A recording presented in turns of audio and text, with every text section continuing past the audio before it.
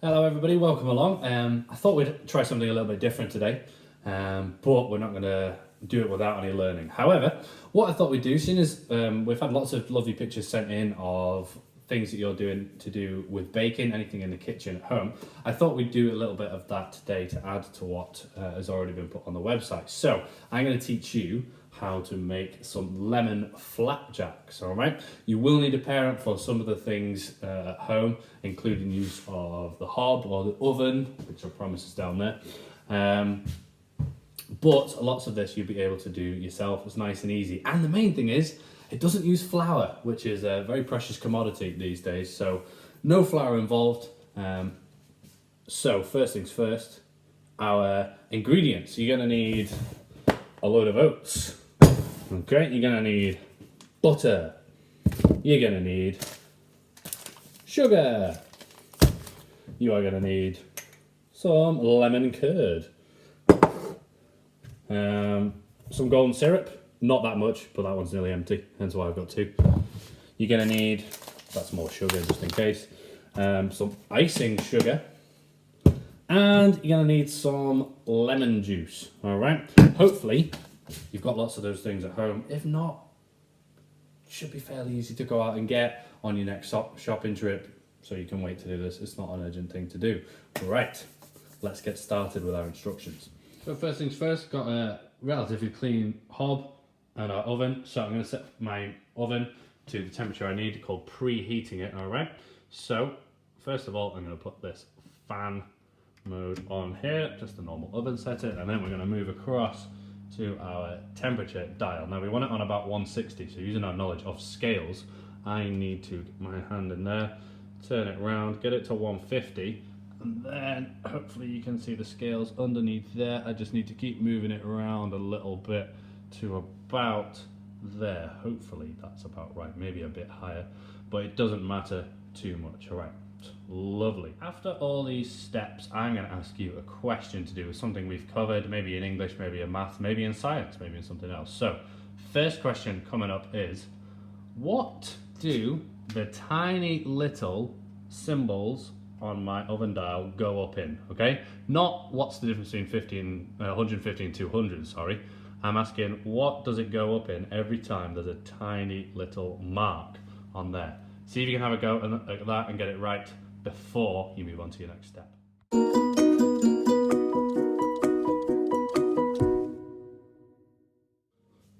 Excellent, now we can start to measure out what we need. Here I've got a trusty set of scales. Quite lucky in the fact that these just read a number off the bottom. They're electronic scales. If you don't have those, that's fine. That just adds you the extra little challenge of reading off the scale yourself, but I know you're all capable of that. So I'm going to get a bowl out, and then I'm going to measure out 3 things, and then it might be time after that for our questions. So make sure I get a bowl that's big enough. That one looks about right. I'm going to put it on there. We're going to press that button again that turns the number to 0. Otherwise I'm weighing out the bowl as well, which is not something I want to do. So that is now on 0. If I check the instructions, I need to weigh out the butter, the sugar, and the golden syrup before I throw it all into a pan. So actually what I'm going to do, I'm just going to measure it straight into the pan, because then I don't have to transfer it. Golden syrup is particularly difficult to move to something else. So a nice big pan here, put it on there, put that to 0. And then we shall start with the butter, which I need 250 grams of the stuff. Now with butter, it's best, even if you've got a big blob of it like that, to cut it up first anyway, because then it melts a lot easier into your pan. So I'll get myself a knife and start with that, making sure that I'm keeping track of the numbers. That got me up to 36, so I've got a fair way to go. But I'm still going to put it in chunks like I just showed. All right, is that one done? Move on to our next one.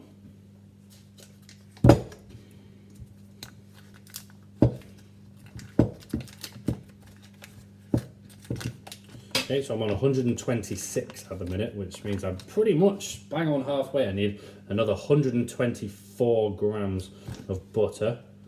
So I'm going to be careful not to go over, otherwise I'll have to pick a bit out.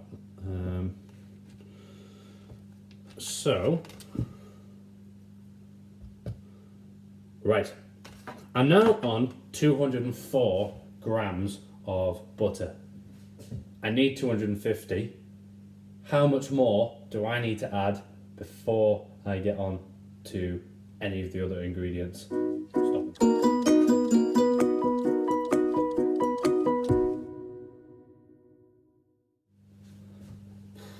Hope you've got it. I'm not going to tell you the answer because we'll do something else with that at the end. But I am going to finish off adding my butter into the pan. That got me to 243, so I need a very small amount of butter just to finish this off. Let's see if this does it. 250. And 249, that will do. That's close enough. Doesn't have to be the world's most accurate thing, and particularly if you're on scales that aren't electronic, that's pretty close anyway, so that's absolutely fine. All right, give my hands a quick rinse from all the butter, and then we'll move on to our next ingredient, which I believe was our sugar, and that's going to be 250 grams as well. And that might be a bit quicker to measure out. So we get this first bag that needs finishing off, and I'm going to tip that all in, like so. Okay, in the bin, and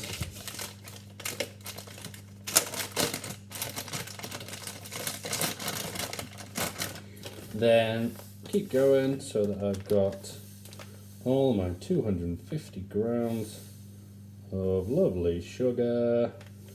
Not very good for me, but very, very tasty. There we go, it's all in there. So, done with my sugar too, and then that just leaves us needing to add the syrup. Let me just check how much syrup. Ah yes, 175 grams. Now golden syrup doesn't tend to come out as fast, so you might need to bear with me on this one, but I'm getting 175 grams. All right, wonderful. I've got all the things that I need to melt together on the hob in my pan. But I think before we move on to that, it's time for our next question, question 3. So I added 250 grams of butter, 250 grams of sugar, and 175 grams of golden syrup. What I want you to tell me is how much do the contents of my pan weigh in grams and in kilograms as well. See if you can do both. All right, you should have done grams and kilograms in year 4 last year, even though we haven't done it this year yet. All right, so have a think.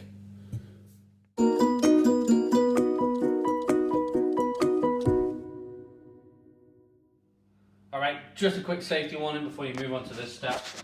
This has fire out of it, all right? So you might need a bit of parental guidance with this part of it. All right, so I'm just gonna turn mine on, like so. See the blue flames? That's fire coming out of it. Probably shouldn't keep the wooden spoon too near to it. So I'm gonna put that on the hob, put it on a lowish heat because I don't wanna burn any of my sugar, just wanna melt it. And then just a bit of patience, a bit of stirring, taking its time. Don't try and go too fast, otherwise you will make it into a rather brown mush, which you don't really want, and it's going to smell burnt. So, let's see what happens, shall we?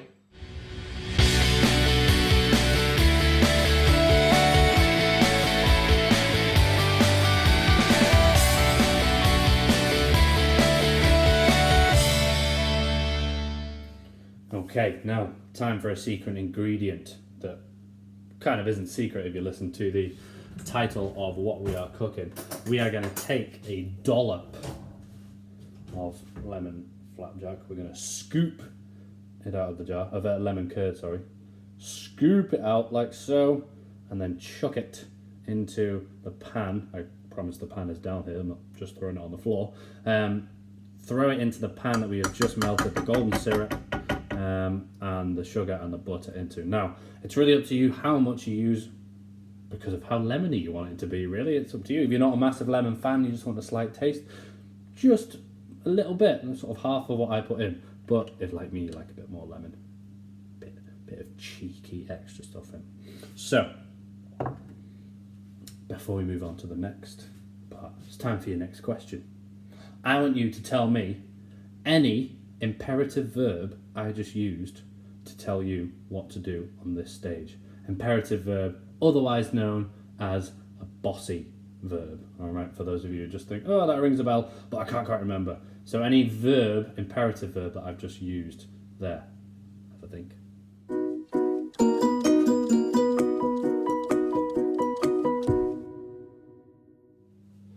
Okay, now time for the next part of what we're going to do, which is involving our oats. So we're going to tip 425 grams of the oats straight into a bowl. I found a bigger, sturdier bowl than the one before, since I realised how much we're making. So let me just put all these in. 425 grams, which is quite a lot. Doing it fairly slowly so I don't go over and then have to scoop some out, because that's always a bit of a pain.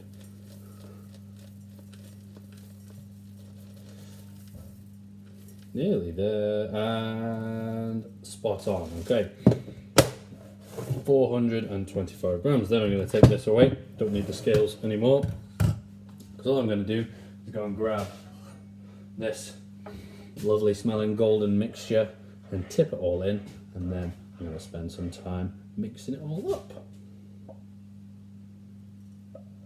Lovely.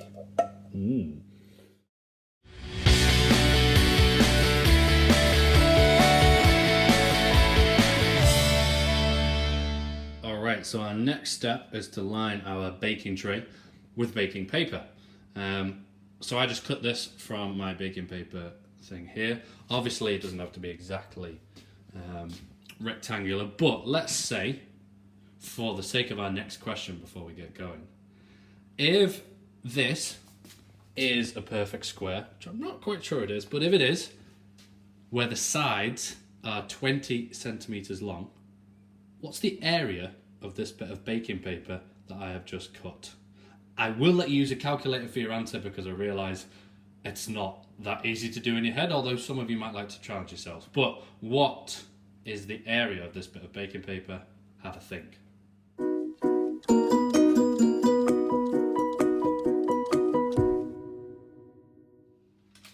Alright, so as you can see here, I've tried to put it all in, squash it down as much as I possibly could so it's all roughly flat. Doesn't matter if it's perfect, but the next step is putting it in the oven. So before I do that, I'm going to get these trusty oven mitts on so I don't burn my hands on anything that I might accidentally touch.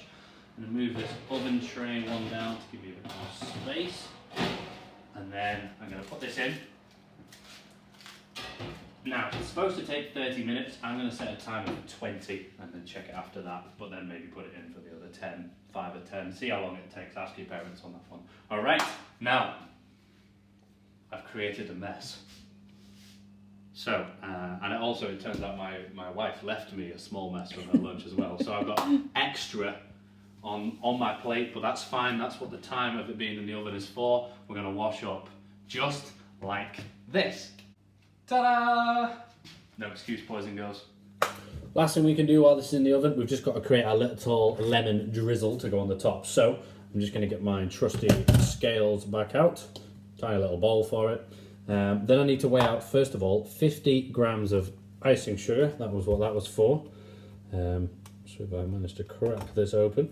Icing sugar tends to get itself everywhere, so be a little bit more careful than you were maybe with some of the other ingredients for this one. Speaking from experience. Just 50 grams. As you can, well, you can't quite see, but it's creating a nice white cloud coming up here. 50 grams of that.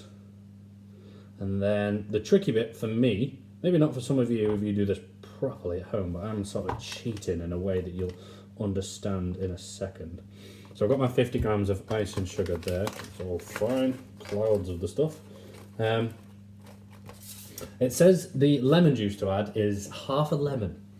Now, as you can see, that is not a lemon, so I don't know what that means. So what I'm going to have to do is just keep adding until, bit by bit, until it forms a nice runny liquid that I can drizzle across the top.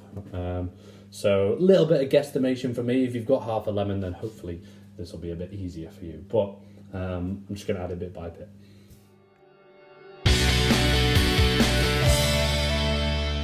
Okay, this is fresh out the oven, as you can maybe even hear. Maybe not, I don't know. It's still sort of crackling away, and it smells delicious. It did need the full half an hour, so you're going to need to leave it in for that amount. I checked it after 20 minutes and it definitely wasn't ready. All I'm going to do now is sprinkle over this lovely drizzle I have made. I'm going to stir it a bit and then just sprinkle it over, and then I need to leave this to cool, and then it will harden as well. All right.